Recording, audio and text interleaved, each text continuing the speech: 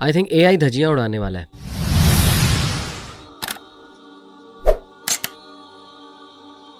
बिस्मिल्लाहिर्रहमानिर्रहीम, अस्सलाम वालेकुम एवरीवन। उम्मीद है आप सब खैरियत से होंगे। माशाल्लाह, a very interesting topic today, AI, mental health, the crazy side of AI, the dangerous side of AI.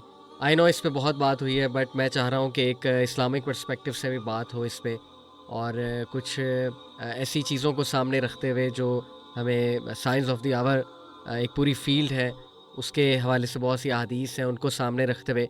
And I know कि may be you guys will think कि हम एआई को दज्जाल कह देंगे। ऐसी बात नहीं है, एआई के बड़े यूजेस हैं, इसका बड़ा इस्तेमाल है। Muslims have to be smart, Muslims have to learn how to use it properly, but yeah there is a dangerous side to it, we have to discuss that. और उसके लिए मैंने आज जिसको दावत दी है, माशाल्लाह हमारे पुराने मेंबर भी हैं, दोस्त भी हैं, वेरी इंटेलिजेंट पर्सन, माशाल्लाह, अल्लाह मुबारक।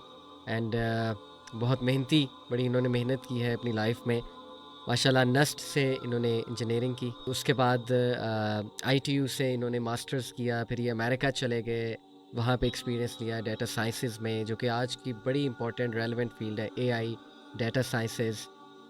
पूछूंगा इनसे इंशाल्लाह कि अमेरिका में कैसा एक्सपीरियंस था। Then he came back, now he is working here, और इंशाल्लाह he is the right person to talk about this topic. His name is Jawad.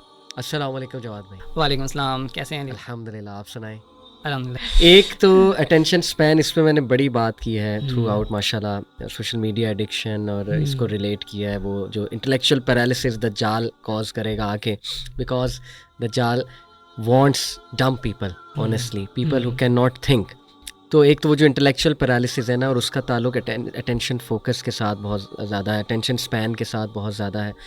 I think AI धज्जियां उड़ाने वाला है आपके अटेंशन स्पैन की। अटेंशन स्पैन की भी बिल्कुल ऐसा ही है कि हमने थिंकिंग आउटसोर्स कर दी ना। हम लाइक जो इंस्टेंट लर्निंग होगी ना, इंस्टेंट आंसर चाहिए, ठगाठग, और it's highly customize and personalize. Personalization यहाँ पे बहुत ज़्यादा मैटर करती है। Like it adapts to your style. आपका लर्निंग का स्टाइल जैसा भी है उसके साथ करेगा, तो आप उस मतलब मैं ये नहीं कह, ये बहुत फ़ायदेमंद चीज़ है इन अ वे कि आपको पर्सनलाइज ट्यूशन मिल रही है, लेकिन at the expense of what, आपको इसको एज अ सपोर्ट टूल अगर आप नहीं यूज़ करें, इसको as a primary tool use करें, तो फिर देखिए जीरो पेशेंस होगी आपने। अच्छा, मैं मज़े की बात बताता हूँ, मैंने अपने इसको एआई जो मैं यूज़ करता हूँ, इसको मैंने प्रॉम्प्ट दिया हुआ है, मेमोरी में है, कि तुमने कभी भी डायरेक्ट आंसर मुझे नहीं करना, तुमने मुझे चैलेंज भी करना है, तुमने आगे जाना ही नहीं जब तक तुम मुझसे मेरा ब्रेन नहीं समझ लेते, मेरे वो आउटलाइन नहीं समझ लेते।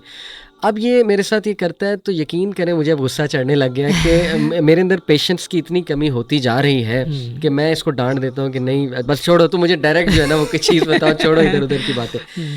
तो if I am not able to control sometimes, imagine ये जो हमारी जेन जी है, जो जेन अल्फ़ा है, जिसमें पहले ही पेशेंस की बहुत ज़्यादा कमी है, और वो पेशेंस की कमी किस लेवल पे चली जाएगी, ज़ीरो पेशेंस हो जाएगी, और फिर how they will interact with their elders, how they will interact with their family members, शादियाँ कैसे चलेंगी, मतलब this is scary, this is so scary. Relationship के पॉइंट ऑफ व्यू से इट्स वेरी लाइक, मतलब if you are like used to talking to an AI, इसके अंदर बाकी में एक बहुत बड़ा चैलेंज है, you won't be able to tolerate real people. और दूसरा चैलेंज इमोशनल डिपेंडेंसी। यस, यानी दीज टू थिंग्स आर जो हमें इंटेलिजेंट बनाते हैं, जो हमें रियल में इंटेलिजेंट बनाते हैं, रियल में ह्यूमन बीइंग बनाते हैं, वो क्रिटिकल थिंकिंग है, अकल है। अल्लाह ताला ने आदम को सारे जो नाम उन्होंने याद किए अकल की बेसिस पे। एक तो वो देखें कितना ज़्यादा वल्नरेबल होगी, चैलेंज होगी। इमोशनल डिपेंडेंसी, जैसे आपने वो ह्यूमन एआई कंपेनियंस की बात की, people are using AI for venting, for reassurance, for validation.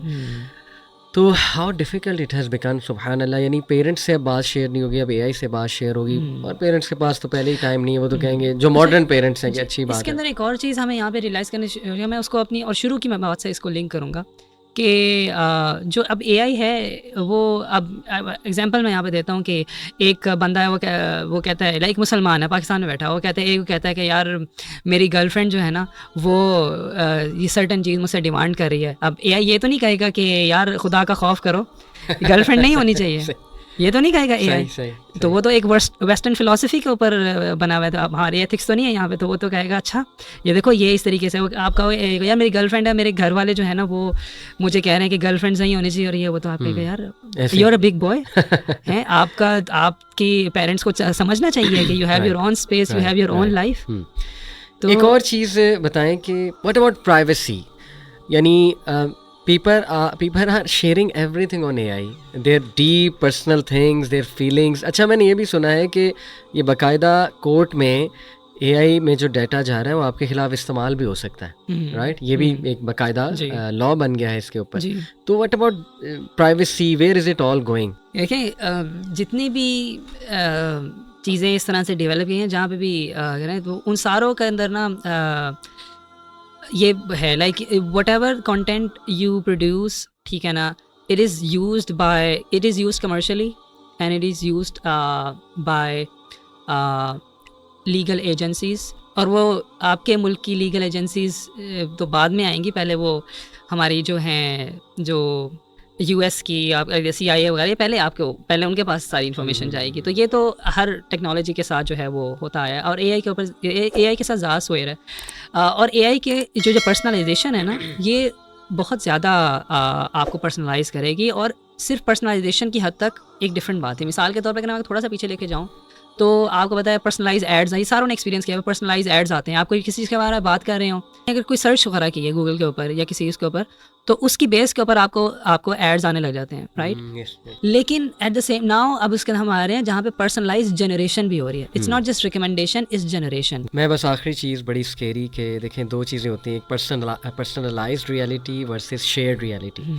Shared reality है कि हम सब ह्यूमन बीइंग की जो कलेक्टिव कॉन्शियसनेस है, हम सब एक ही इवेंट देखते हैं, एक ही न्यूज़ देखते हैं, उसको इंटरप्रेट करते हैं इन द सेम वे। जो ह्यूमन फीलिंग्स हैं उसके मुताबिक हम इंटरप्रेट करते हैं, और गुड और बैड डिसाइड होता है। और रिलीजन ज़ाहिर है वो तो पूरा एक फ्रेमवर्क रिलीजन ने दिया, व्हाट्स गुड और व्हाट्स बैड। पर्सनलाइज्ड रियलिटी है कि a version of the world shaped specifically for you.